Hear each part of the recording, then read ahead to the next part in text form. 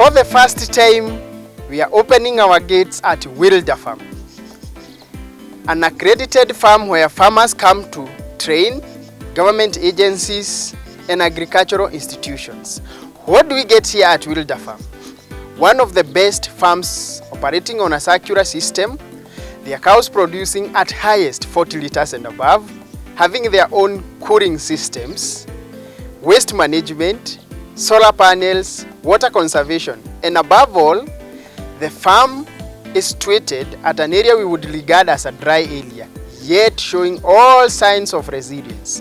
You cannot get it anywhere else other than here at Kilimo Fighter TV. Join me, your host B. Kimani, as I take you in here, opening the gates for you. Remember to subscribe to this channel, your best farming channel. Let's get in.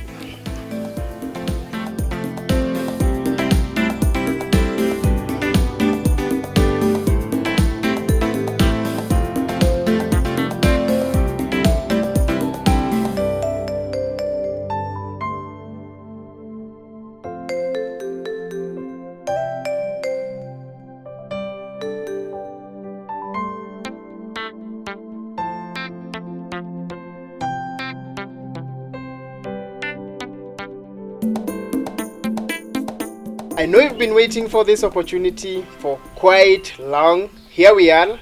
Let's get it from the horse's mouth. This is one of the best farms in Nakuru County.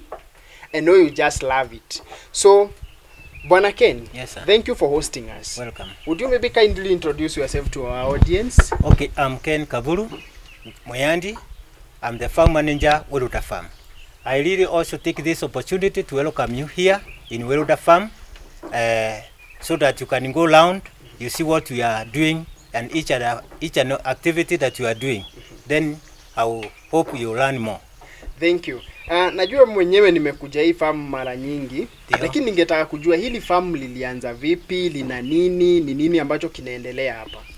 This farm started around 2013 and we've continued practicing dairy farming using Frisian animals, and we are sitting on a 7 acres farm where we are practicing all those activities. We are keeping poultries, we are keeping dairy animals, and also we have other areas we have planted our fodder crops. Yes. So when you talk of practicing dairy, what has been the story since the start up to where we are? This area actually being a bit arid, we started practicing dairy animals, that is using Frisians, because the land that we have planted our own available materials like junicow, brachiaria grass, Rhodes grass, and also desmondiums. That's why we are trying. We are doing well in this area, producing more milk. Being a local farm. Okay. Yeah. So, like, how many liters are you getting per day, and what would you say has been the trigger? And where did you start in terms of milk production? Actually, what I can say, our average production per animal is 30 to 40 liters per day. And the real idea is the fodders that we have planted here, we feed them when they reaches at an optimum level. The junicow that we have, it's we feed them when it reaches at about 1.8 meters. That is 1.5 meters. And we feed this flesh, and also when it is a bit dry. And also other materials, we get it locally from our farm. So we are self-sufficient with the feed materials. Okay. Yes. I know for many farmers, learning a farm for 10 years, it's quite long. Some might have maybe given up along the way. The level you are, is it where you started, or what are some of the steps that you would say the farm has taken up to this point? Surely we've gone far as in terms of this farming is concerned. Because when we started here, we started with a very low production of milk. That is around 100 and 150. But now we have gone to a tune of 200 liters per day, which is more sufficient. And also when we started in this farm, initially we had not expanded our entrepreneurs because we were not dealing the mala milk, but these days, because of that plenty milk that we normally yield from this farm, we normally sell the fresh milk to our selling point. We have 2 selling points of milk, that is in Egerton and also in Jolo. Then from there, the rest of the milk we normally make our mala milk, and it normally yields a lot of money in terms of economic value. So that's to say the farm is already at the point of value addition of your own milk. Yes, because we have achieved several benefits in terms of availability of orders from our fields, and also the workers. Also, we have expanded our workers who are now assisting in this farm.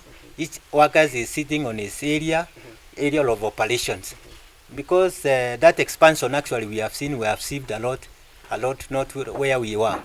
Yes.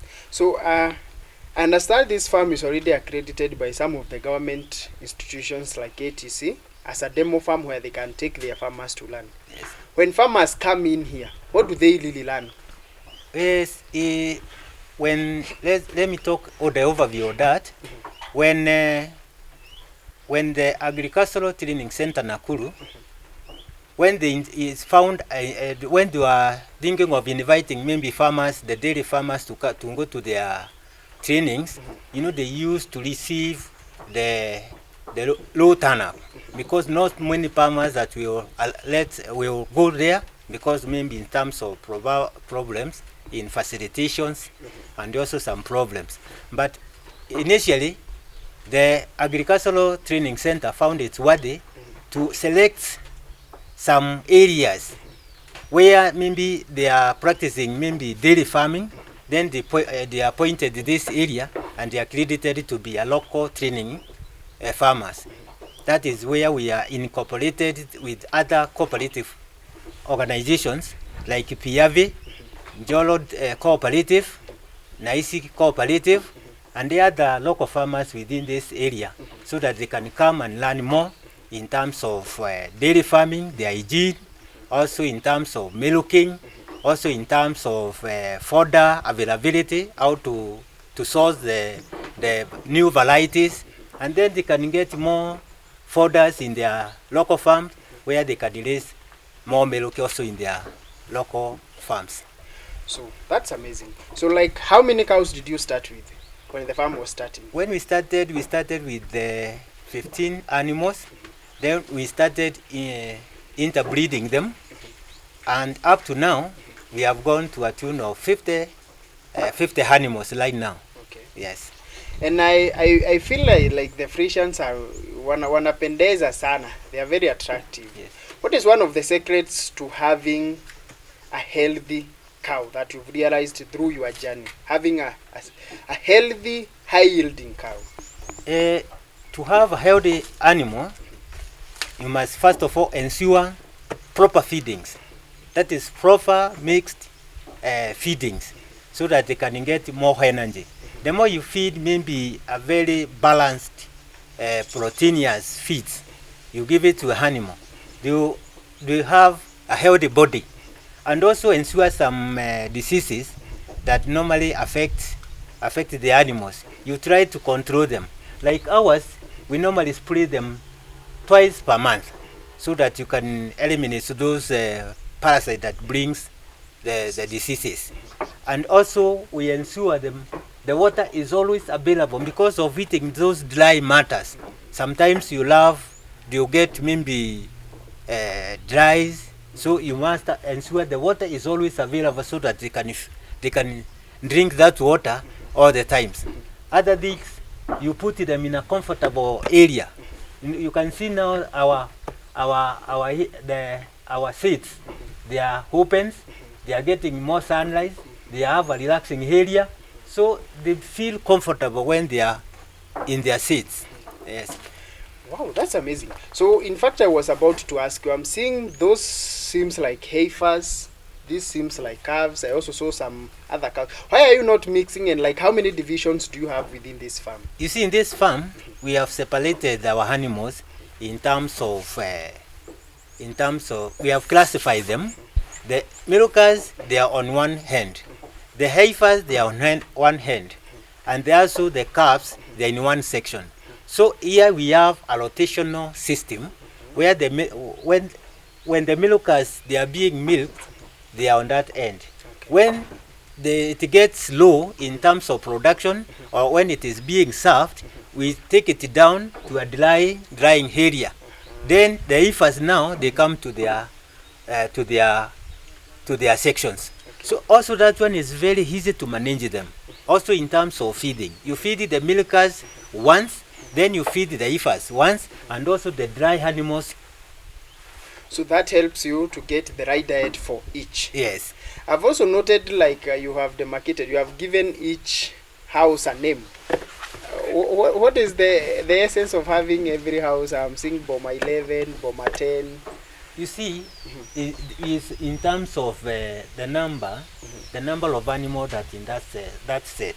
Because here we have several sets, we mark them so that when even the person who is now trying to manage that area, you can actually tell him go through Boma 1, Boma 2. That is, it gives an essence of maybe operating and also proper management in this farm, so that everybody can hold each and every section in terms of cleaning and also in terms of maintaining the animals. So it is very easier to tell somebody go to that boma, take this feed to that boma, and it is very easy to manage. Even to a new person, you normally read and get a copy. So I believe for 10 years they are going back to the issue of feeding, because I believe feeding 50 cows is not an easy task. So are you having maybe any additives like concentrates? And what is the journey of feeding up to where you are, and which feed stands out for you? Actually, when we started introducing our dairy farming here, we found the only idea we can succeed is to have our own feed materials. And in that idea, we started now planting our own glass. We have some junical areas that we have planted, maybe around 15 acres this side, and also 7 acres, and also we have another acreage of junical pure in around Jolo area. So those once you get the available material like junical, and also we have the Lord's grass, then we have the desmondium, we also have the black area grass. All those we incorporate them. Now the advantage of junical, because of that crude protein potential, which is around 17.5 to 18, we have seen it's more productive in terms of milk production. It increases our yield in this farm. Now another advantage of junical, it stabilizes the soil. Like now you've seen in our dam where it is a bit slopey, we have planted those junical so that it can stabilize that soil from the dams. And you know sometimes the dam can leak, but you can see now it has stabilized that bank of the dam. Now another advantage is once you plant the junical, it is vigorously grow very fast. So within 1 month times, you'll have seen you've started harvesting the same, then you start feeding the animals. So you never get a shortage of junical. And also it is very bulky. In terms of the bulkiness, it can weigh around 50 kilos per one stump. So that's the advantage. Another thing, when you started now feeding the two varieties, the function and the junical, we found when we started feeding the junical, the production of milk increases. That's why we started now establishing and also trying to educate other local farmers that we have cooperated with them to come and source the junical, so that also they can increase their milk production in their local level. Wow. Yes. So I've also noted, other than the cows, you also have other animals. How do you incorporate them in the ecosystem? Okay, we have incorporated other animals Here we are also doing the dopper sheeps. Also we are doing the poultry, and the essence is the two components of animals, that is the poultry and also the dopper sheeps. They can feed also on June cow when it is fresh, especially in to the poultry sections. If you can feed it when it is in tender hinge, they normally grow healthy, and also they produce healthy eggs with very thick yellow yolk. Another, the dopper can also feed directly. You can feed it directly to the dopper sheeps, and also to this punda. We have punda here for transportation. They feed because it is more palatable, even to each and every animal that we have here. Yes. Does it also maybe have any additional benefit to the cows other than the milk production? It is healthy because once you feed it in that level of crude proteins, the animals grow healthy, they become smoothie in their skins. You find even the way they behave, they become healthy. And when the animal is healthy, it is well fed with other components of feed, they feel comfortable. And also, you know, once you feed it properly, they are prone to other diseases. So they are not be susceptible to many diseases because they are comfortable and they are well fed. Wow. Yes. And so, how do you manage waste of over 50 animals? I would call it now over 100. I don't know how many dopper sheep do you have. How do you manage all this waste? Here we have seen the only way that you can utilize our waste from this animal, we cannot actually go to waste. We have tried to introduce the biogas, which is we call the green energy. Okay. So in that, all the waste from these animals, we normally prepare our own energy so that they can assist in this farm. We have the biogas where we are doing the energy system, and it produces our energy in terms of cooking in this farm. Also, it rotates the surf cutters, and also it lights these these bulbs that are within this compound. As you can see, that bulb, it gets the energy from the biogas. So you want to tell me that this farm, the machines and lighting is operated by biogas? We sometimes they operated by biogas, and they also it can be operated by the grid power.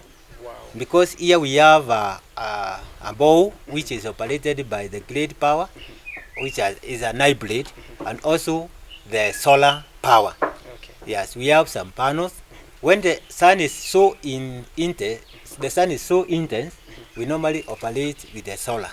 Okay. But if the power is not enough, it actually gets more power from also the grid system. If farmers want to visit or book an appointment, what's the procedure? The procedure is they book with the farm manager, either through the phone or through you call directly to the farm manager. Then the farm manager will make arrangement with the management, and the number is 0723 072 074. Ken Kabulu, Weloda Farm. That has been a little learning experience. We now have an overview of the farm. Let's now go get a tour and a technical explore of the farm. See you soon.